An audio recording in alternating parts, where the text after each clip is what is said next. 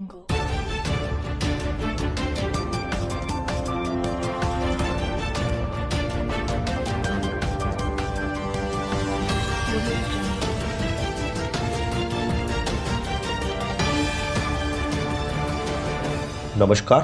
उज्जवल Bharat news में आपका स्वागत है। नमस्कार, उज्जवल भारत न्यूज पे आपका स्वागत है। आज है गणेश महोत्सव, विघ्नहर्ता का दिन। सारे विघ्न वो खत्म कर देता है, इसीलिए हम गणपति जी को आज विराजित करते हैं।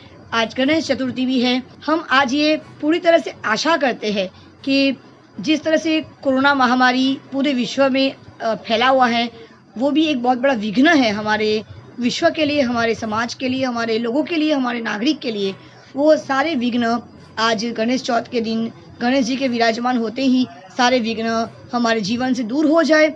साथ ही आज इस चैनल के माध्यम से हम एक बहुत बड़े फॉरेंसिक एक्सपर्ट से आज हमने चैनल के माध्यम से बात करी है। उनको हमने लाइव पे लिया है, इंस्टाग्राम के प्लेटफॉर्म पे लाइव पे आए हैं। उनका नाम है डॉक्टर भूपेश शर्मा, जो एक फॉरेंसिक एक्सपर्ट है। उन्होंने जो बारीकियां हमें बताई है एसएसआर डेथ केस के बारे में, आज उनसे हमने पूरी चर्चा करी है। इस चैनल के माध्यम से आपको हम पूरा विवरण आज दिखाने जा रहे हैं। आशा करती हूँ इस रिपोर्ट को सुनकर, इस समाचार को, इस डिस्कशन को सुनकर बहुत सारे लोग इस बात पे कोशिश करेंगे कि जब भी कोई कुछ गलत होता हो तो सोशल मीडिया या आम आदमी या आम पब्लिक जब तक वो आवाज़ न उठाए तब तक उस पर जो ढकावा रहता है, जो गुनाह है, जो गुनाह जिसने भी किया है वो ढकावा ही रह जाता है। तो सोशल मीडिया एक ऐसा माध्यम है, एक ऐसा प्लेटफॉर्म है जिसके ज़ोर से, जिसकी पावर के बल पर आज सीबीआई तक एसएसआर मौत का जो डेथ का जो केस है वो उसके हाथ में पहुंच चुकी है। और आज डॉक्टर भूपेश शर्मा जी हमसे सीधी बात करी, लाइव पे आए और हमसे डायरेक्ट बात करी है। आइए देखते हैं ये पूरा रिपोर्ट। उज्जवल भारत न्यूज़ में शिवा भट्टाचार्य सीधी बात कर रही हूँ डॉक्टर भूपेश शर्मा, जो एक फॉरेंसिक एक्सपर्ट है। आइए देखते हैं ये पूरा रिपोर्ट। ये जो हमारे जो आज जो चर्चा होने वाला है सुशांत सिंह राजपूत को लेकर, जो सुशांत सिंह राजपूत की जो मृत्यु हुई है 14 जून को, जैसे बताया जाए 2 महीना हो चुका है, 60 दिन के ऊपर हो चुका है। उसके बावजूद भी इसका कोई जो ठोस कदम, जो जिसको कहते हैं कि ये सच में एक अपघात यानी एक आत्महत्या थी या एक मर्डर है, उसका अभी तक कोई रास्ता दिखाई नहीं दे रहा है। क्या है ये, किस तरह से उनकी मौत हुई है, उसका अभी तक कोई आसार नज़र नहीं आ रहे। कोई भी पता अभी तक कोई कुछ पता नहीं चल पाया है कि आखिर ऐसा उस दिन क्या घटना घटी थी जिसके वजह से हम लोग सब, पूरा देश नहीं पूरा विश्व, सारे लोग ये सोचने के लिए मजबूर हो गए हैं कि ऐसा क्या उस दिन हुआ था। नमस्कार डॉक्टर शर्मा जी। जी, आज हम बात, सबसे पहले तो आपको मैं बधाई दूंगी, आज शुभ, बहुत बहुत आपको बधाई हो, गणेश चतुर्थी की बधाई आपको। जी, आपको पूरा भी देश आज पूरा देश आज गणेश महोत्सव मना रहा है। कोरोना के महामारी चलते जो जिस तरह से जो हमारे देश में पूरे विश्व में जो आज समस्या है उसके बारे में हम बाद में चर्चा करेंगे। लेकिन हमारा जो मेन मुद्दा है एसएसआर, सुशांत सिंह राजपूत केस। और आपको कोई पूरा दुनिया आपको जानता है ऑलरेडी कि आप एक विशेषज्ञ हो, आप फॉरेंसिक एक्सपर्ट हो। तो आपके नजरिए से 14 जून को ऐसा क्या घटा है या उसके पहले घटा, जिस तरह से हमने काफी सारे रिसर्च किए, बहुत सारे हम लोगों ने उज्जवल त्रिवेदी जी को भी हम लोगों ने देखा है, रोजाना मैं उनको फॉलो कर देख रही हूँ। तो मेरी एक इच्छा थी कि मेरे प्लेटफॉर्म के माध्यम से भी जो मेरे दर्शक है वो आपके साथ सीधी बात करे। क्वेश्चंस नीचे आ रहे हैं, ऑलरेडी लोग जुड़ चुके हैं। तो सर, मैं आपसे पूछना चाहूंगी कि आपका नजरिया क्या है, जो पीएम रिपोर्ट अभी हाल ही में आया है उसके बारे में आप चर्चा कीजिए और हमें बताइए कि आपका नजर से वो क्या है, उसमें क्या खामियां है, क्या बारीकियां है, वो जरा बताइए आप।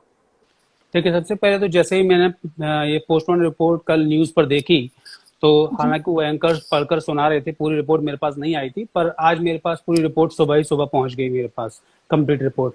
तो मैंने पूरी रिपोर्ट में ये देखा, जैसा कि मैंने कल उज्जवल जी के चैनल पे भी बताया था, और मैं भी टाइम्स नाउ में लाइव था पहले, पर उन्होंने थोड़ा टॉपिक चेंज कर दिया, उन्होंने दुबई के ऊपर टॉपिक ले लिया और बाद में पीएम के ऊपर लेंगे, पोस्टमार्टम के ऊपर। पर मैंने जो देखा, मैंने ये बिल्कुल पाया कि पोस्टमार्टम रिपोर्ट को अब इतनी अच्छी तरीके से तैयार किया गया है, वर्ड टू वर्ड मिला के, जो बुकिश लैंग्वेज होती है वो यूज करके इसको प्रूव करने के लिए कि ये हैंगिंग का केस था। ठीक है। और उसमें वो ये भी दिखा रहे हैं कि सारी इंजरीज जो लिगेचर मार्क वगैरह है वो एंटीमॉर्टम है, यानी कि मौत से पहले के हैं। ऐसा भी कोई जो पोस्टमार्टम सस्पेंशन है उसको रूल आउट किया गया है, जैसे कि मारने के बाद अगर लटकाया जाता है किसी को तो वो उसमें पीएम रिपोर्ट में रूल आउट किया गया है। जी उससे बड़ी बात, जो सबसे बड़ी बात उसमें है कि टाइम ऑफ डेथ नहीं है, जैसा कि जो अपने आप में एक बहुत बड़ी चीज होती है। जब ऐसे रिसेंट या फ्रेश केसेस में टाइम ऑफ डेथ बहुत ही मतलब आसानी से आप ये निकल कह रहे हो, आप ये कहना चाह रहे हो कि पीएम रिपोर्ट के अंदर मौत का समय नहीं निर्धारित किया गया, नहीं दिया गया। जी जी, बिल्कुल नहीं दिया गया है, जो कि इतने फ्रेश केसेस में, जबकि PM report with in 24 hours, with in 36 hours, या मैं कहता हूं विद इन 5 डेज भी की जाती है तो भी टाइम ऑफ डेथ बिल्कुल पता चल जाता है, क्योंकि आपके पास इतने सारे जो सर्कमस्टेंशियल एविडेंस होते हैं कि कब किसने चाबी वाले को कॉल किया, कब किसने दरवाजा तोड़ा, तो उसके हिसाब से भी हम टाइम सिंस डेथ और जो पोस्टमार्टम अपीयरेंसेज हैं उसके हिसाब से हम टाइम सिंस डेथ इजीली बता सकते हैं। पर वहां पे टाइम सिंस डेथ या मरने का समय नहीं बताया गया है। ये अपने आप में एक बहुत बड़ी कमी है जो पोस्टमार्टम रिपोर्ट में। तो ये तो सुप्रीम कोर्ट में जब ये केस जब दर्ज ऑलरेडी हो चुका है, जब जाएगा तो जब सीबीआई रिपोर्ट जब लेंगे तो सबसे पहला मुद्दा यही होगा, सबसे पहला सवाल सीबीआई का यही होगा कि मौत का समय क्यों दर्ज नहीं किया गया। बिल्कुल बिल्कुल। देखिए, और दूसरा मैं एग्जांपल यहाँ पे आपको देना चाहता हूँ, जैसे कि आप किसी तालाब से या किसी जंगल से कोई बॉडी रिकवर करते हैं तो वो बहुत ज्यादा डिकम्पोज हो चुकी होती है, जिसे कहते हैं कि बॉडी का सड़ना, वो इतनी सड़ चुकी होती है। और उसमें भी फॉरेंसिक हमारी इतनी तेज है, हमारी इंडिया की ही बात कर रहा हूँ, अगर ऐसे केसेस में भी हम अप्रोक्सीमेट टाइम बता सकते हैं कितने महीने पहले ये हुआ होगा। तो ये तो बहुत ही फ्रेश केस था। यहाँ पे तो टाइम सिंस डेथ इजीली, जब आप पोस्टमार्टम रिपोर्ट में लिख रहे हैं कि रिगर मोर्टिस वेल मार्क्ड है, मतलब जो स्टिफनेस बॉडी में आई हुई है वो वेल मार्क्ड है, तो आप इजीली बता सकते हैं कि 10 से 12 घंटे तो वैसे ही बीत चुके हैं। उसके बाद आपने बहुत सारे सिम्टम्स होते हैं, जो टेम्परेचर का कूल डाउन होना होता है और बॉडी पर डिस्कलरेशन होती है, उन सबको देख के आप एक अप्रोक्सीमेट टाइम, देखिए 1-2 घंटे का इधर उधर फेज चल सकता है, मैं मान सकता हूँ, पर एक अप्रोक्सीमेट टाइम बिल्कुल बताया जा सकता था, जो कि उसमें नहीं लिखा है कहीं। तो वो गलती हुई है, वो कमी। आपके हिसाब से सर, आपके हिसाब से उनकी मौत 14 को हुई थी, ये पहले भी हमने डिस्कस किया, लेकिन आज हमारे दर्शक इस प्लेटफॉर्म के माध्यम से दे वांट टू नो कि उनकी मौत 14 को हुई थी या 13 को हुई थी। आपके हिसाब से वो आप क्या अनुभव करते हो, कब उनकी मौत हुई होगी? देखिए, अब जैसा कि हम में से कोई भी वहां था नहीं, पर हमें जो पिक्चर्स मिली, चाहे भले ही वो हमें शाम को पिक्चर्स मिली, पर वो पिक्चर जिस टाइम पर खींची गई हैं, जी, जिस भी टाइम पर खींची गई हैं, उन पिक्चर्स को देखने से लग रहा है कि तकरीबन 7 से 8 घंटे मरे हुए हो चुके हैं।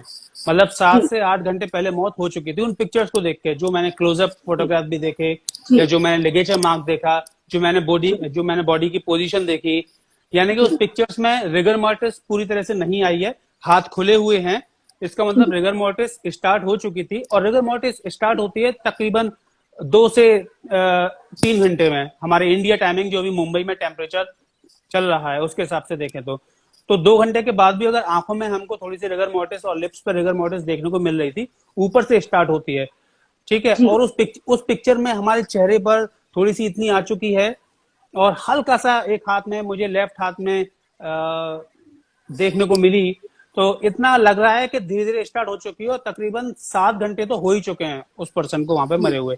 इतना समय मतलब तो हमें खबर मिली थी लगभग दोपहर को 14 जून हमें को। शायद 2 बजे तकरीबन हम लोगों को ये पता चला। और अभी मैं एक थ्योरी पढ़ रहा था कि 1:05 पे चाबी वाले को बुलाया गया।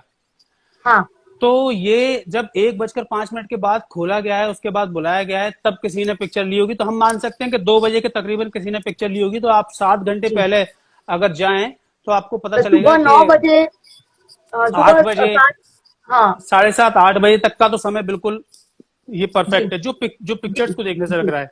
जी जी, बाकी पोस्टमार्टम रिपोर्ट में बहुत क्लियर हो सकता था जी, कि ये उससे भी पहले हो चुका है, और बिल्कुल मैं मान सकता हूं कि उससे भी पहले ही हो चुका होगा, क्योंकि पिक्चर में केजियां क्लियर नहीं। जी जी, मेरा डॉक्टर साहब, मेरा एक और बात मुझे कहना है कि अभी कुछ दिन पहले मैंने ये भी सुना था कि उनका जो चेहरा है वो पैरालाइज हो चुका था, आधा, पार्शियल पैरालाइज जिसको बोलते हैं हम लोग, पार्शियल पैरालाइसिस। और तो ये भी सवाल उठा था कि उनको जो इलेक्ट्रिक गन जो होता है, जिससे इलेक्ट्रिक सर्किट जो गन, उनसे उनको गले पे कहीं पे भी उनको जो शॉर्ट सर्किट दिया गया था, जिसकी वजह से उनके ये हालात हो जो, तो ये इसमें कितनी सच्चाई है? देखिए, बिल्कुल पिक्चर्स देखने पे साफ स्टन गन के मार्क्स, जो स्टन गन यूज की जाती है, वो मैंने अभी तक जो देखा अमेजन पे 300-400 वोल्ट की स्टन गन इजीली अवेलेबल है। और जैसा कि डॉक्टर राजू वाधवा जी ने बताया, जब मैंने उनका उज्जवल जी के साथ जब मैं उनको देख रहा था, उनको सुन रहा था, तो उन्होंने बताया कि स्टन गन बड़ी कॉमन चीज है विदेशी कंट्रियों में, और यहाँ तक कि इंडिया में भी आप देखेंगे उसको अमेजन से ऑर्डर कर सकते हैं। $20-25 से लेकर $50-60 तक वो इजीली आपके घर पर पहुंच जाएगी। तो मतलब उस उसमें गन से इंसान मरता नहीं है, सिर्फ पैराडाइज, मतलब वो अपने शक्ति को खो देता है। नहीं, मैंने जितने रिसर्च पेपर पढ़े, उस गन से मौत भी हो सकती है। अच्छा। अगर देर तक उस वोल्ट को दिया जाता रहेगा तो वो कार्डियक अरेस्ट भी कॉज कर सकता है। ये डिपेंड जी। करता है कि इंसान का बिल्डअप क्या है, एज कितनी है। ठीक है, जी। अगर वही वोल्ट किसी छोटे बच्चे को दिए जाएंगे तो मौत हो सकती है तुरंत। अगर जी। वही वोल्ट किसी यंग पर्सन जो एथलीट है उसको दिए जाएंगे तो शायद वो खाली पैरालाइज हो कुछ हिस्सा। और वही गन एक ओल्ड पर्सन पर, 70-80 साल के जी। आदमी पर यूज की जाएगी तो डेफिनेटली फिर से डेथ हो सकती है। मतलब जो उसको और झेल नहीं पाता उसकी तुरंत मौत होती है, जो जी, उसको झेल पाता है उसकी पार्शियल पैरालाइज या पैरालाइज उसका होने का आशंका उसको रहता है। तो जिसको हम जी। बेल्स पाल्सी कहते हैं, जो डॉक्टर राजू वाधवा जी। जी ने बहुत ही क्लियरली बताया कि आधा हिस्सा जी। हम क्लियरली देख पा रहे थे। और मैंने अपनी सबसे पहली वीडियो, जैसी पिक्चर लीक हुई थी, सबसे पहली वीडियो जो मैंने बनाई थी वो इसी उस पर बनाई थी। मैंने वहां पे मेंशन भी किया हुआ है, या तो आधा हिस्सा पैरालाइज है, और ये कैसे पॉसिबल है कि एक आंख खुली हुई है आधी और एक आंख बंद है। तो ये जो जी। है ये पैरालिसिस। और होठ भी आप देखेंगे तो लेफ्ट साइड का होठ उनका उठा हुआ है थोड़ा सा उस पिक्चर में, जी। तो वो जी। पैरालिसिस को दिखाता है। और वहां पे एक ही दो झटके नहीं, तकरीबन 3 या 4 झटके दिए गए हैं। हम साफ उन मार्क्स को देख सकते हैं। 2 बार तो मार्क हमें लेफ्ट साइड पर ही देखने को मिलेंगे, और एक बार हमें राइट साइड पर भी हमें मार्क जी, देखने यहाँ पे को। कुछ जलने के निशान जो है वो आई थिंक वो शॉर्ट गन जो उसकी वजह से जलने के जो निशान पाए गए हैं, जो हल्का सा जी काला हो गया है, जो जितना मैंने रिसर्च किया, जितना मैंने पढ़ा है, जो पिक्चर्स मैंने देखी है, उसे ये दिख रहा है साफ साफ कि यहाँ पे जलने के कुछ निशान है गले जी के पास। जी। और अगर वो बॉडी और देर तक रखी रहती तो वो निशान और गहराते चले जाते। देखिए, जी। इंजरी वो जो मरने के बाद है फिर वो और गहराते चले जाते। ऐसा नहीं है कि एकदम निशान आ जाएंगे। एकदम जो निशान आएंगे, आप उस पिक्चर को अगर एनलार्ज करके देखेंगे तो जो पॉइंट जी। के निशान है, जो पॉइंट के निशान बता रहे हैं, वो बता रहे हैं उस गन को यूज किया गया है। बाकी वो जी। घेरा फिर बाद में बड़ा होता चला जाता है। तो जी। डेफिनेटली मैं इस थ्योरी को मानता हूँ कि स्टन जी। गन जैसी कोई भी चीज यूज की गई होगी उनको पैरालाइज करने के लिए, और ये इसलिए किया गया होगा जिससे कि वो स्ट्रगल ना कर पाए, जिससे कि उनके अंदर इतनी कैपेबिलिटी ना रहे कि वो अपने आप को डिफेंड कर पाए या बचा पाए, इस तरीके की। जी जी, एक उनका दांत भी कहीं उसका टूटा हुआ ये बताया गया है। मैंने पिछला जो मैंने रिसर्च मैंने पढ़ा है, जो रिपोर्ट मैंने पढ़े हैं पिछले, तो उसमें उज्जवल जी को भी मैंने काफी फॉलो किया, मैं रोज उनको फॉलो कर रही हूँ। तो वहां पे भी कहा गया है कि उनका कोई दांत एक टूटा गया है, टूटा हुआ है। तो उसके पीछे कितनी सच्चाई है? देखिए, पोस्टमार्टम रिपोर्ट में टीथ इंटैक्ट बताए गए हैं। तो अच्छा। अगर हम पोस्टमार्टम रिपोर्ट के हिसाब से जाएं तो ये थ्योरी बिल्कुल गलत साबित हो जाती है। और अगर ये सच है, कि दांत टूटा हुआ तो डेफिनेटली फिर ये स्ट्रगल की ओर इशारा करता है। उनको या तो बहुत तेज पंच किया गया है, या उनका जी। सर कहीं टकराया है, या उनका जी। मुंह कहीं टकराया गया है। इस तरीके जी। से दांत टूटा हो सकता है। पर जी। फोटोग्राफ देखकर दांत टूटा हुआ मुझे लगा नहीं। जो फोटो वायरल हुए उनमें से दांत टूटा हुआ तो नहीं लग रहा है, दांत तो पूरे लग रहे हैं। अगर हिला हुआ भी है तो भी स्ट्रगल की ओर वो इशारा करता है। डॉक्टर साहब, मेरा ये सवाल था, पिछले बार हम लोग ने बात करी थी, डिस्कस किया था कि उनका एक पैर भी टूटा हुआ था घुटनों के पास, तो उसके बारे में इस रिपोर्ट में कुछ बताया नहीं गया? अभी जो जी, रिपोर्ट आए हैं। पोस्टमार्टम रिपोर्ट में ऐसी कोई भी इंजरी के बारे में नहीं बताया गया। पर पैर टूटे की बात मैं भी यहाँ पर मानता हूँ, क्योंकि मैंने जो पिक्चर्स देखी तो मैंने सबसे पहले पॉइंट आउट किया कि जो हमारी पैर की हड्डी होती है घुटने के नीचे, टिबियो फिबुला, उसका एंगल बिल्कुल मुड़ा हुआ है, और उसके बाद एक नीचे हील पॉइंट से ऊपर एक और फ्रैक्चर है। तो मैंने, हमारी एक डॉक्टर मित्र हैं, डॉक्टर नंदिता करके हैं, ओमान में हैं इस समय, तो मैंने उनसे भी ये सलाह ली, और मेरे काफी डॉक्टर फ्रेंड्स हैं, उनसे मैंने सलाह ली। तो उन्होंने कहा हाँ, फ्रैक्चर दिखाई दे रहा है और एक्सरे किया जाना चाहिए था।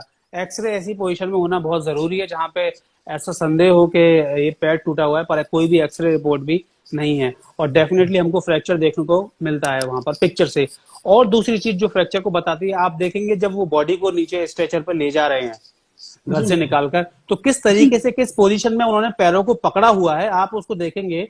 ऐसे पकड़ने की जरूरत तभी पड़ती है जबकि पैर बिल्कुल अलग हों, पैर बिल्कुल टूटे हुए हों या लटक रहे हों, इस तरह की हड्डी टूटी हो, तो उन्होंने इतनी मजबूती से और 7-8 लोगों ने मिलकर उनको पकड़ा हुआ है।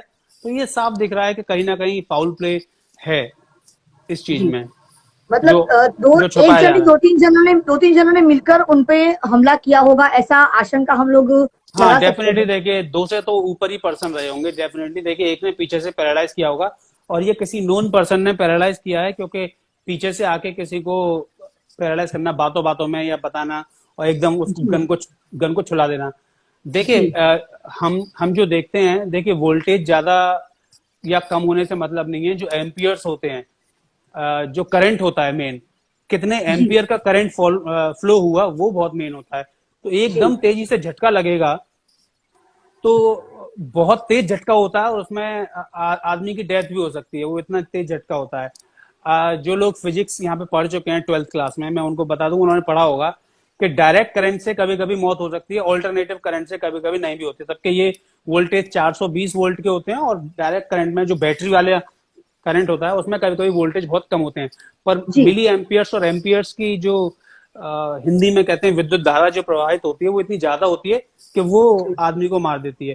तो यहाँ जी पर अगर अगर पैरालाइज हुआ है तो वो करंट बहुत तेज रहा था, और वो दो तीन बार भी अगर गन को छुड़ा दिया गया तो फिर इंसान उस काबिल नहीं रह जाएगा कि वो स्ट्रगल कर पाएगा। जी और फिर उसके बाद आप उसको घसीटें, हाथ पैर तोड़ें, मारें, या ऐसा कुछ करें, कुछ वो भी हो सक्षम सकता ही है। नहीं रहेगा, उसके पास वो ताकत ही नहीं सक्षम, बचेगी कि वो खड़ा भी हो पाए वो ढंग से। बिल्कुल जी। बिल्कुल। और ये जो पीएम रिपोर्ट जो अभी आई है, तो उसके बारे में भी मैं उज्जवल त्रिवेदी को कल मैं आपको और उनको मैं सुन रही थी, तो उसमें आप और उज्जवल त्रिवेदी जी ये भी कह रहे थे, कल के एपिसोड में मैंने कल देखा था कि पीएम रिपोर्ट में ऐसी कोई बात लिखी गई है जो बिल्कुल बुकिश टाइप की है, जो किताबी बातें हैं। जी, तो उस पे जरा नजर डालिए आप। जब हम नेक के डायसेक्शन का कॉलम देखते हैं, तो ऐसा होता है, जब हम ऐसे केसेस में नेक को ओपन करते हैं, नेक के टिश्यूज एग्जामिन करते हैं, तो वो अंदर से वाइट हो जाते हैं, अंदर से टिश्यू हार्ड हो जाते हैं, जी और थोड़े ग्लिसनिंग हो जाते हैं। ग्लिसनिंग मतलब थोड़े चमकने से दिखाई देते हैं, चमकने जी से, जो जी पेरेंकाइमेट जो टिश्यूज होते हैं। तो उसकी जो लैंग्वेज है, वो जो वर्डिंग है, जी बिल्कुल वो बिल्कुल बुकिश लैंग्वेज लिखी गई है, जिस सीक्वेंस में बुक में लिखा हुआ है।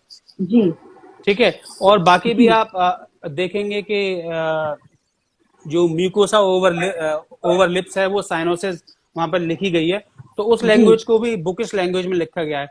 तो मुझे ऐसा जी लगता है, मुझे ऐसा लगा कि डेफिनेटली, जब मैंने देखिए इतने सालों से बच्चों को पढ़ा रहा हूँ, तो मैंने देखा कि ये तो ऐसी लैंग्वेज लग रही है, बिल्कुल देख के डिक्टेट किसी ने की हुई है। और जब मैंने किताब को खोल के देखा, तो मुझे वही उसी सीक्वेंस में वो लैंग्वेज मुझे मिली। तो मुझे कहीं ना जी कहीं ये डेफिनेटली लगता है कि वही पॉइंट्स चुनकर इसमें रखे गए हैं जो हैंगिंग को प्रूव करें, और जो जी स्ट्रैंगुलेशन को बिल्कुल नकार दें। पर जी हालांकि यहाँ पर उनसे एक गलती हुई है, और मैं शायद अगर शाम को रिपब्लिक भारत पर आया तो मैं ये बताने की कोशिश करूंगा उनको कि क्या वहां पर क्या क्या गलतियां हैं जो जी बिल्कुल। देखने लायक है। अच्छा, इसमें एक चीज मैं आपको बता देता हूँ कि एक पोस्टमार्टम रिपोर्ट में हम सबको जो पिक्चर मिली थी लास्ट पेज की, उसमें लिखा जी हुआ था सेलोटेप लिगेचर मार्क साइट, इतना लिखा हुआ था। वो हाँ हाँ इंग्लिश थोड़ी गड़बड़ थी। सेलोटेप किस लिए अच्छा लिया जाता है कि सेलोटेप को हम यहाँ पे चिपका देते हैं लिगेचर मार्क पे, और फिर उसको हटा लेते हैं, जिससे कि उस पर कोई भी टिश्यूज या फाइबर्स होते हैं क्लोथ वगैरह के, वो आ हाँ जाते हाँ हैं, अच्छा और जिससे कि हम उसका माइक्रोस्कोपिक एग्जामिनेशन कर सकें और ये पता लगा अच्छा सकें कि हाँ हाँ यही लिगेचर, ये कपड़ा यूज किया गया है या नहीं, या अच्छा से या सेम टिश्यूज उस कपड़े पर थे या नहीं। हाँ हाँ तो वो कलेक्ट तो किया गया है पोस्टमार्टम रिपोर्ट पर, उसकी रिपोर्ट नहीं है, उसका कहीं भी जी जिक्र नहीं है कि उस पर से फिर क्या एग्जामिनेशन किया गया, क्या वही जी फाइबर्स मिले या वही टिश्यूज मिले, ये जी नहीं है। इसके बाद जी मैंने एक चीज और देखी कि हेयर सैंपल भी उनका कलेक्ट किया गया है। जी ठीक जी है।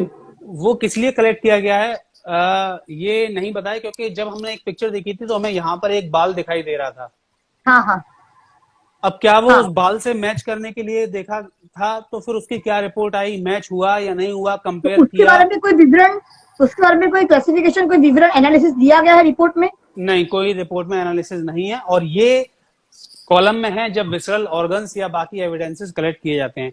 और जैसा कि हमने देखा कि विसरा रिपोर्ट क्लियर आ जाती है। ठीक है, कि विसरा रिपोर्ट में कुछ नहीं आया। कुछ नहीं आया का क्या मतलब है? जी कुछ नहीं का मतलब तो कुछ जो खाया पिया था वो तो आना चाहिए था। देखिए, कोई भी खाना पूरी तरह से कभी नहीं पचता है। जी ठीक है, उसको पूरी तरह से पचने में 10 से 12 घंटे लगते हैं, चाहे वो जूस ही क्यों ना हो। वो पेट से लेकर इंटेस्टाइन के किसी न किसी पार्ट में आपको मिल सकता है। तो वहां पे जी। लिखा हुआ है कि स्टमक कंटेंट में एक ब्राउनिश फ्लूइड यानी कि हाँ। ब्राउन कलर का तरल पदार्थ है, पर वो जी। आइडेंटिफाई नहीं किया गया है क्या है। अब वो क्या है, वो जूस है, वो टोमेटो केचप है, क्या चीज है, वो कुछ तो भी उसको आइडेंटिफाई नहीं किया है। आइडेंटिफाई करने का भी तो कोई ना कोई रास्ता होगा कि वो एक्चुअली में क्या था, वो ब्राउनिश बहुत फ्लूइड। इजी है। देखिए, सबसे पहले ऐसी जी। चीज में माइक्रोस्कोपिक एग्जामिनेशन होता है, उसके बाद हम केमिकल एग्जामिनेशन पे जाते हैं। जी। और सबसे पहले वही एग्जामिन किया जाता है कि किस चीज की ओर इशारा करता है। तो अगर वो जूस वाली थ्योरी थी, वो पुख्ता हो जाती अगर उसकी रिपोर्ट आती। जी। और या कुछ और चीज उन्हें दी गई थी जो पिलाने को, उनको जो है जी। बेहोश करने को या अनकॉन्शियस करने को, सबकॉन्शियस करने को, तो वो चीज तो बिल्कुल इस सामने बात आ का क्या जाती। पुख्ता सबूत आया है कि उनको बेहोश किया गया था, या वो सही सलामत थे जिस वक्त उनको मारा गया था, या जिस वक्त वो उनकी मौत हुई थी? मैं अभी ये शब्द इस्तेमाल नहीं करूंगी मारा गया था, कि कभी तक ये साबित ही नहीं हो चुका है, नहीं हो पाया है। लेकिन इशारा तो वही कर रहा है कि हम सब ये जानते हैं, सोशल मीडिया के प्लेटफॉर्म से हम लोग इसी बात के तह तक पहुंचने की कोशिश किया जा रहा है कि आखिर ये मुद्दा क्या था, किस तरह से उनकी मौत हुई है। हम मैं ही नहीं, पूरी दुनिया जानना चाहती है। तो क्या उनको ऐसा कुछ चीज पिलाया गया जिससे ये साबित होता हो कि उनको जहर दिया गया है, या उनको बेहोश करने के लिए कोई तरल पदार्थ दिया, ऐसा कोई उसमें कुछ एनालिसिस किया गया पीएम रिपोर्ट में? नहीं, पीएम रिपोर्ट में कोई ऐसी एनालिसिस नहीं है। पर मैं अपनी तरफ से मैं ये बताना चाहूंगा एज ए फोरेंसिक एक्सपर्ट, जी। जितना मैंने पिक्चर्स जी। को देखकर और जी। थ्योरी को समझकर जी। देखा कि डेफिनेटली उन्हें स्ट्रगल के लायक नहीं छोड़ा गया। जी। ठीक है, तो इसमें दो चीजें यूज हो सकती हैं, जैसा कि स्टन गन बताया गया। जी। ठीक है, जी। नंबर एक। नंबर दो, हाँ। उनकी बॉडी पर इंजरी मार्क्स जो हैं, हड्डी टूटी जी। हुई है, उसको छोड़कर बहुत ज्यादा इंजरी मार्क्स नहीं है, यानी कि उससे पहले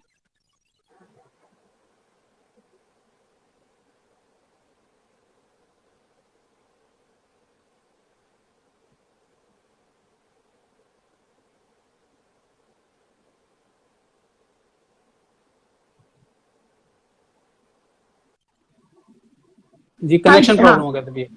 हाँ तो जी। जी। उनको जी। कुछ ना कुछ तो ऐसा दिया गया होगा जिससे वो उस हालत में आ गए।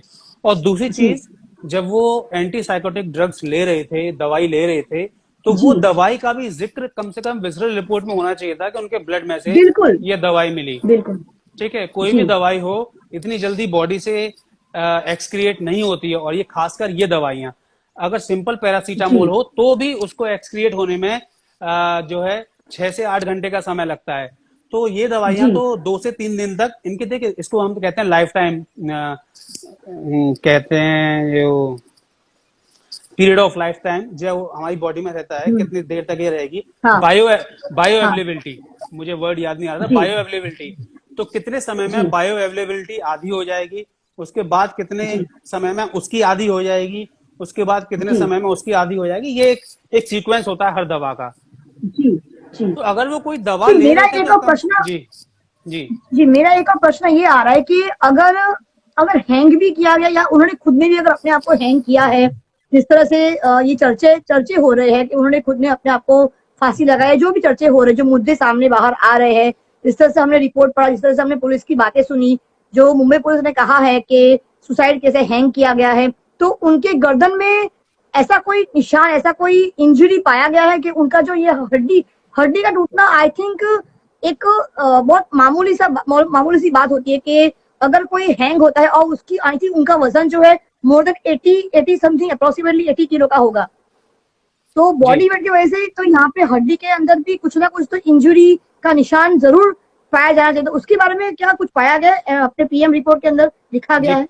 पीएम रिपोर्ट के अंदर कोई भी हड्डी टूटी नहीं बताई गई है। सबसे ताज्जुब की बात यह है, उन्होंने जी। ऐसी किसी चीज को टच नहीं किया है जिससे कि कोई शक पैदा हो स्ट्रैंगुलेशन में या हैंगिंग में। तो जी। डॉक्टर ने कोई ऐसी जी। चीज को टच नहीं किया है। देखिए, हमेशा हड्डी टूटे ये जरूरी नहीं है, पर एटलीस्ट जी। अंदर जो जो टिश्यू का फट जाना होता है, जो डैमेज होती है, वो जी। आती आती है। जी। क्यों क्यों हम जी। यहाँ पर मानते हैं कि हड्डी टूटी हुई होनी चाहिए या कार्टिलेज टूटा जी। होना चाहिए? क्योंकि वो मार्क इतना डीप है। आप उस मार्क को ऐसे जी। नहीं कह सकते कि वो बहुत छोटा सा किसी वायर का मार्क है या ऐसी कोई चीज है।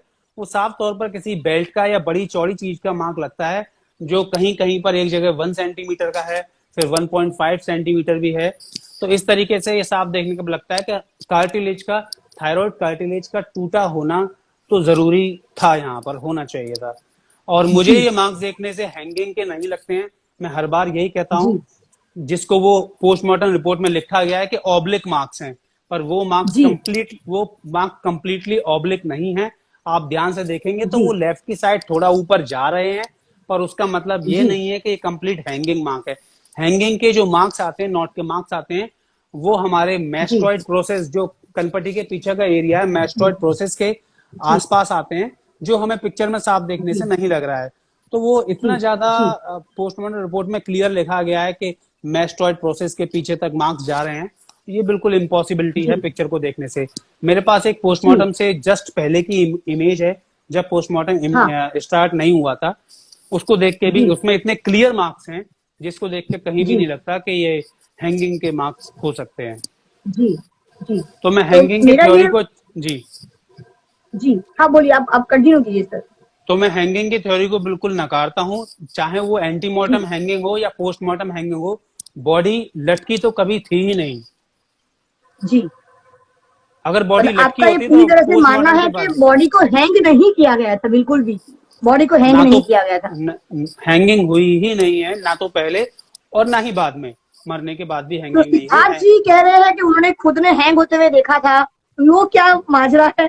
सिद्धार्थ जी जो देखिए कह रहे हैं कि सिद्धार्थ पठानी जी जो कह रहे हैं कि बॉडी को उन्होंने हैंग होते हुए उन्होंने खुद देखा था, तो ये क्या माजरा है? ये किस तरह देखिए से सिद्धार्थ वो पठानी जी कह तो पा रहे बहुत हैं? कुछ सिद्धार्थ पठानी जी तो बहुत कुछ कह रहे हैं कि वो जी सुशांत के साथ जनवरी से ही आए, और फिर वो कहते हैं जी कि वो लास्ट अप्रैल से आए, फिर वो कहते हैं जी जुलाई 5 तक रहे, जबकि सुशांत जी जी तो 14 जून को ही छोड़ के चले गए। तो उनको यही कहना चाहिए जी कि जब तक वो लास्ट थे मैं उनके साथ था। ठीक है, वो अपनी जी जॉब की डेट को अपनी डेट क्यों बता रहे हैं, और उसके बाद वो थ्योरी बताते हैं कि वो बहुत लेट उठे, और फिर चाबी वाले जन ने जब खोला तो सबसे पहले वही एंटर हुए, उन्होंने ही देखा, और उसके बाद दीपेश ने और वो केशव था उसने देखा। तो जी दीपेश और जी केशव का कहना कुछ और है, बाकी लोगों का कहना कुछ और है। फिर पुलिस कहती है, वो मेडिकल स्टाफ कहता है वहां पर जो कि उन्होंने बॉडी को उतारा। तो देखिए ये थ्योरी जी सब अपने आप में इतनी सारी बन रही हैं।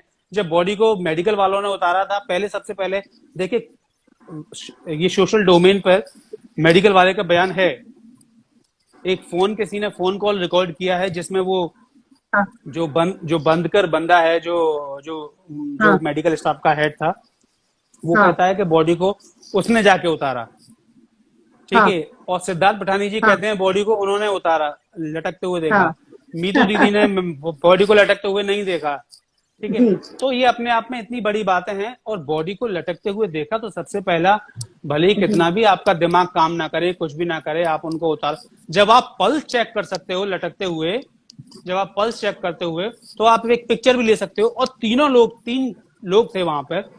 ठीक है, तो तीनों में से किसी ने भी पिक्चर नहीं लिया बॉडी को लटकते। जी तो अपने आप में एक बहुत बड़ा संदेह है कि बॉडी को किसी ने लटकते हुए बहुत नहीं बड़ी देखा। मिस्ट्री है। और एक बात डॉक्टर साहब मैं ये कहना चाहूंगी कि झूठ बोलने वाले को याद रखना पड़ता है कि कल मैंने क्या बोला था, आज मुझे क्या बोलना है।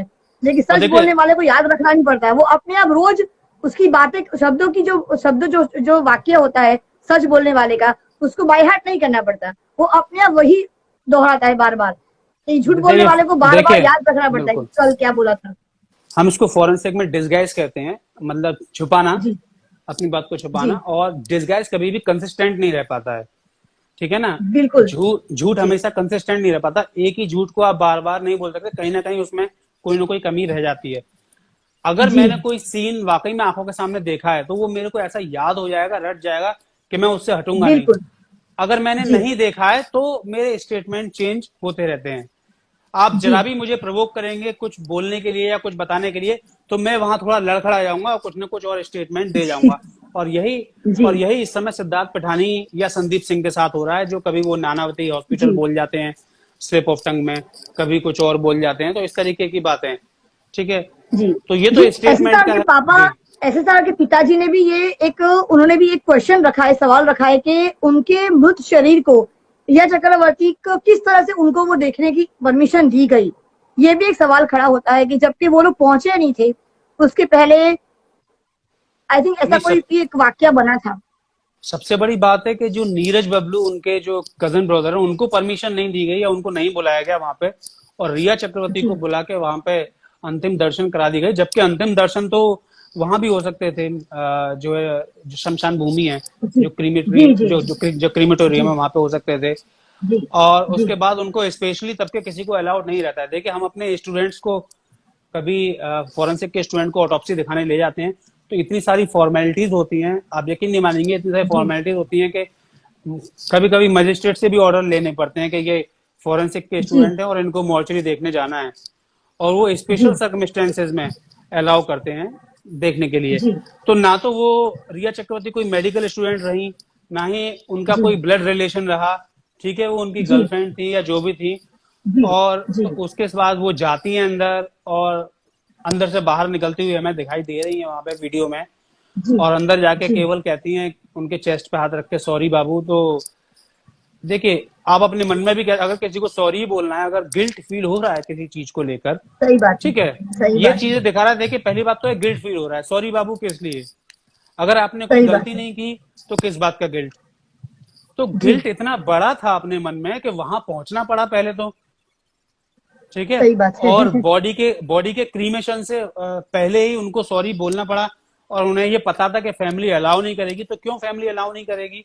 ऐसे में तो दुश्मन को भी अलाउ कर दिया जाता है, ऐसी कोई बात नहीं होती बिल्कुल, है, वहां पे कोई भी आ सकता है। और वो तो उनके साथ लिविंग में रह चुकी थी, उनके लिविंग साथ। में रह चुकी थी, तो उन कोई अलाउ करे ना करे, पर उनका फर्ज बनता है वहां पे पहुंचना, और वहां पे जी उनको पहुंचने से कोई रोक नहीं सकता था, ठीक है। जी हम जैसा जी जानते हैं, हाँ, कोविड का टाइम था, पर आप एक सेलिब्रिटी हैं, और आप उनकी इतनी निकटतम रह चुकी हैं।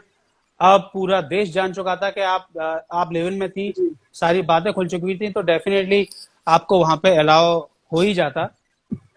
और जी माफी अगर मुझे किसी से मांगनी है, तो जो इंसान जा चुका है, तो ऐसा नहीं है कि जी मैं वहां जाके ही माफी मांगू, जी जी ठीक है ना। और मॉर्चरी में घुस के, या जब मॉर्चरी से बाहर निकलती है, तो मैं वहां भी वेट कर सकता जी था, उनसे बोल जी सकता था 1 मिनट के लिए रुकिए, और मैं हाथ जोड़कर जी वहां पे माफी मांग सकता था, इस तरीके से भी हो सकता था। जी तो अंदर जी जाना, मैं ये कहूंगा कि अंदर जाके ये कंफर्म करना है कि कोई सबूत तो नहीं है, या पोस्टमार्टम हुआ या नहीं हुआ, या कुछ भी इस जी तरीके की बातें सामने ओहो हो सकती है कंफर्म करने वाली।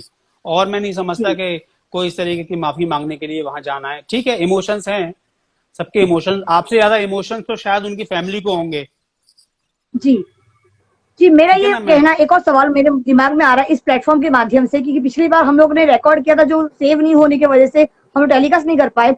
तो मेरा ये सवाल है कि अब तक फिंगरप्रिंट के फुटप्रिंट्स क्यों एनालिसिस में नहीं दिखाया गया? ऐसा कोई पीएम रिपोर्ट में दिखाया गया फिंगरप्रिंट्स, फुटप्रिंट्स? बिल्कुल, देखिए, पोस्टमार्टम रिपोर्ट में हालांकि ये मेंशन नहीं होता है कभी भी। फिंगरप्रिंट फुटप्रिंट एक फॉरेंसिक की अलग, जो सीआईडी, जो क्राइम ब्रांच की अलग रिपोर्ट बनती है, हाँ उनकी बनती है। हाँ तो कोई फिंगरप्रिंट और फुटप्रिंट का जिक्र अभी तक नहीं आया है।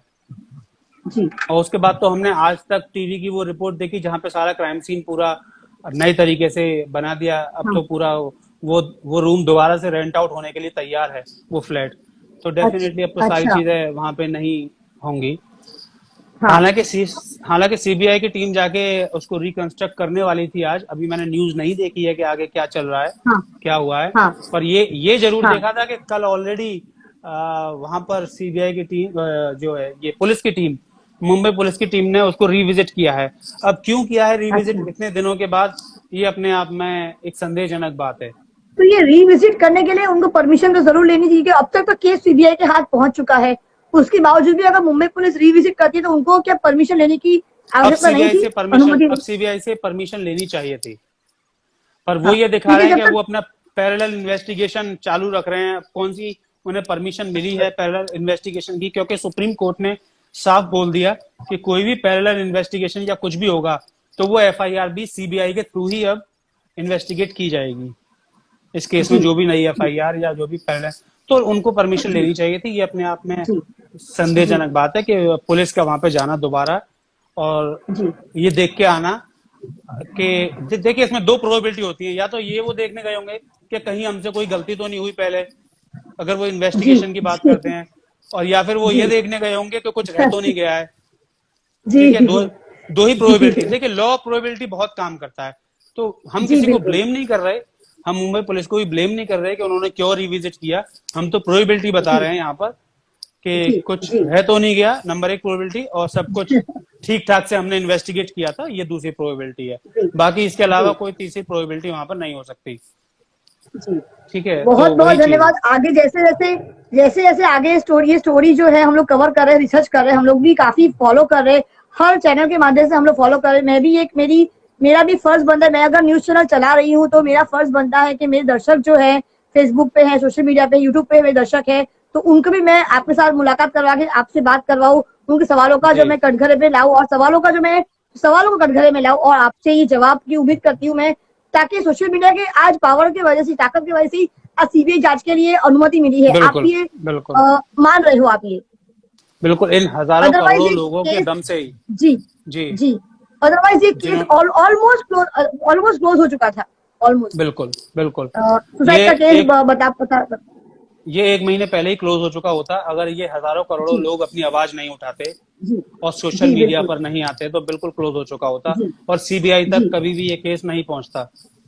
जी, जी और 2 महीने, 14 जून से और 14 अगस्त, 2 महीने के ऊपर हो चुका है। ये शायद हमारे देश के लिए एक बहुत शर्मनाक बात नहीं हो सकती, कहा जाए तो, कि 2 महीने के बाद भी एक मौत का जो केस है वो अब तक ये साबित नहीं कर पाया, चाहे वो मुंबई पुलिस हो चाहे कोई भी हो, कि साबित नहीं कर पाया कि असल में उसकी मौत की वजह क्या थी। आज इतना बिल्कुल देरी से अगर कानून काम करेगा, इतना एक साधारण मौत की बात अगर बात करें, तो इससे बड़े बड़े केस कैसे सॉल्व होगा हमारे देश में?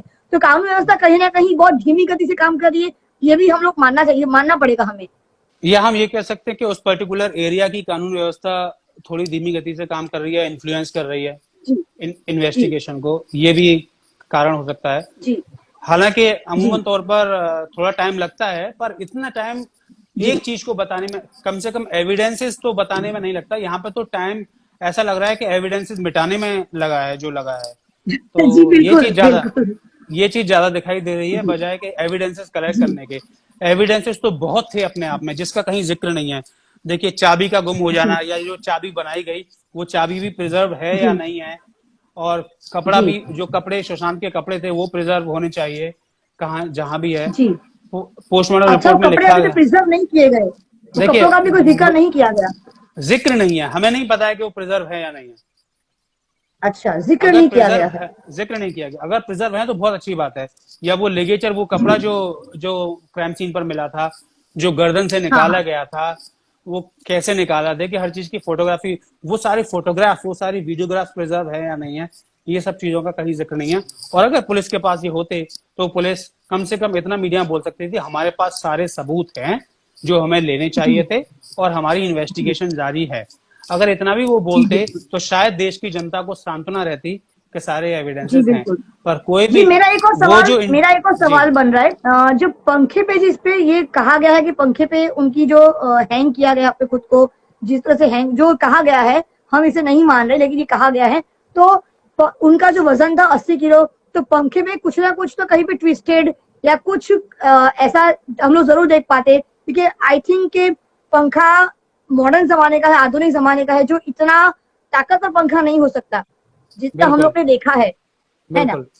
जैसे पुराने जमाने में पंखे होते थे बड़े, काफी बड़े जी और हैवी वाले, जी वो जी वैसा पंखा नहीं था, बहुत ही हल्का पंखा था, और डेफिनेटली बेंडिंग जी उसमें आनी चाहिए थी। जी मैं एक केस पढ़ रहा था एक जर्नल का, जिसमें एक 16 साल के लड़के ने फांसी लगाई थी, हाँ हाँ उसमें भी बेंडिंग काफी हुई पंखे में, जबकि रॉड काफी जी लंबी थी। और यहाँ पे तो रॉड भी हाँ लंबी नहीं थी पंखे की, तो पंखे की मोटर की वो जो बेंडिंग है काफी होनी चाहिए थी। देखिए, बहुत ही आसान है बेंडिंग होना, एक बोल्ट से कसा होता है पंखा, और जब वजन एक तरफ पड़ेगा तो वो बेंड हो जाएगा अपने आप।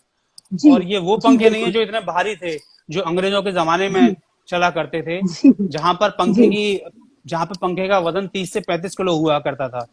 तो जी जी अभी तो ये मुश्किल से 2 किलो का, 2.5 किलो का या 3 किलो का पंखा जी रहा भी हो, तो जी ये बैंड होना जी चाहिए था डेफिनेटली। जी जी, बहुत बहुत धन्यवाद जी बहुत। डॉक्टर शर्मा।